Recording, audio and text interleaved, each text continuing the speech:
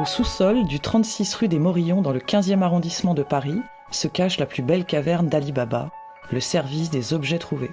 Chaque année, ce sont près de 188 000 objets amenés à la préfecture de police. En tout, 550 mètres carrés sont consacrés au stockage temporaire des objets égarés par les Parisiens et les visiteurs de passage. Mis bout à bout, ces objets trouvés couvriraient la distance qui sépare Notre-Dame de la Porte de Maillot, soit 6 km.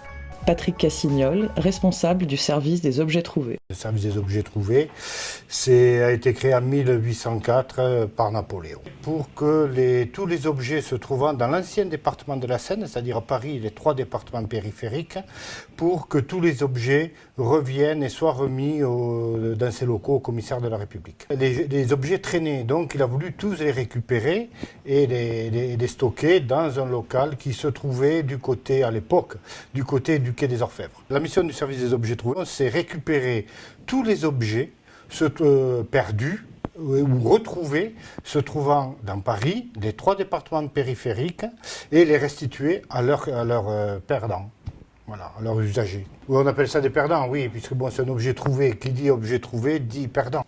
Alors l'objet qu'on nous ramène le plus, ce sont évidemment les pièces d'identité, mais ensuite on a aussi les trousseaux de clés, on a à peu près 50 trousseaux par jour. On a des lunettes, on a des téléphones portables. Rien que l'année dernière, en 2014, on a eu un peu plus de 9 772 téléphones portables. Alors, je vous arrête. C'est le vôtre? Non. Oui. Ah mince, il sonne encore? Ah oui. Ah ouais? Non, mais ça, c'est une alarme, certainement. Attendez.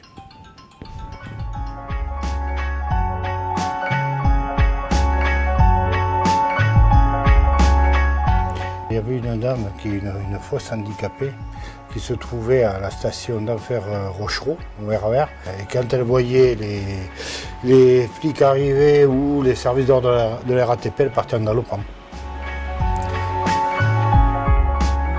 Le taux de restitution des objets trouvés est de 25% sur l'ensemble des objets trouvés. Toutefois, lorsqu'il y a un objet identifié, là, on dépasse plus de 60%. Si les objets trouvés ne sont pas récupérés par le perdant ou l'inventeur, parce que l'inventeur, c'est la personne qui a trouvé l'objet, il a une possibilité de le récupérer lui aussi. Dans ces cas-là, c'est le service des domaines de l'État qui va récupérer les objets. Alors, pour tous les objets qui peuvent être vendus aux enchères, et les autres, c'est un brocanteur, récupérateur, qui a passé un marché avec les domaines de l'État, qui va récupérer les objets, va essayer de les revendre à son compte, ou alors les donner à une association caritative telle qu'Emmaüs. Par contre, les objets tels que les clés, on les fait broyer sous surveillance, les ordinateurs portables qui ne sont pas récupérés par le perdant, on les fait broyer sous surveillance, ainsi que les téléphones portables.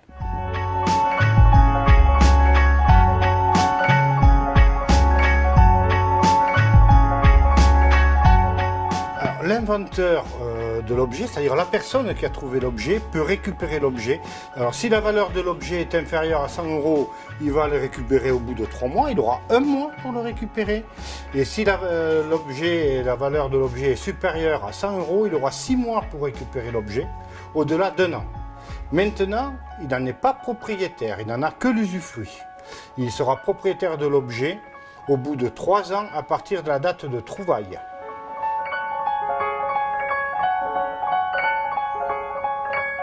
Alors, il arrive par moment que des personnes veuillent récupérer des objets ne leur appartenant pas. En l'occurrence, bon, je ne vais pas les citer, mais certaines personnes qui veuillent récupérer des téléphones portables. Sans numéro IMEI du téléphone portable, on ne le restituera pas. Les bijoux, c'est pareil. Il faudra qu'ils nous fassent voir une photo ou alors qu'ils nous donnent un petit détail. Puis il nous faut le lieu de perte, l'endroit, la date, etc. On ne donne pas des objets comme ça.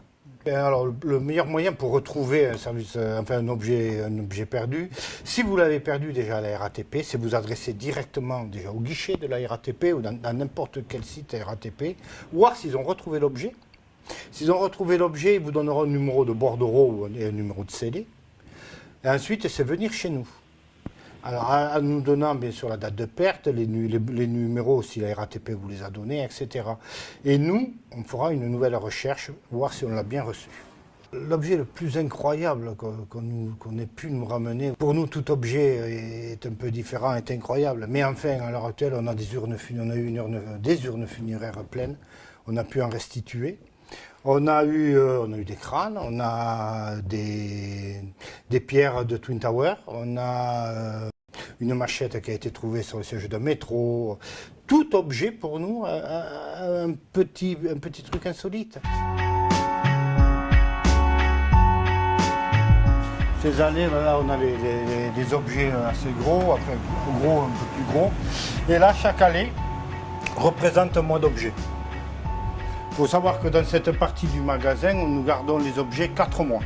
3 mois pour le perdant et 1 mois pour l'inventeur.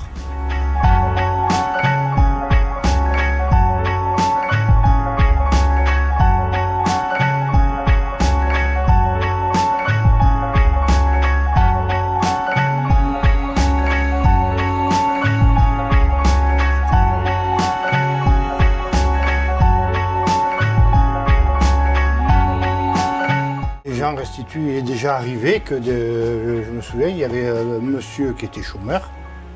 Il a trouvé un portefeuille, il y avait 700 € à l'intérieur, dans une cabine téléphonique, il l'a ramené ici. Et au final, il l'a récupéré? Non, puisque le perdant est venu.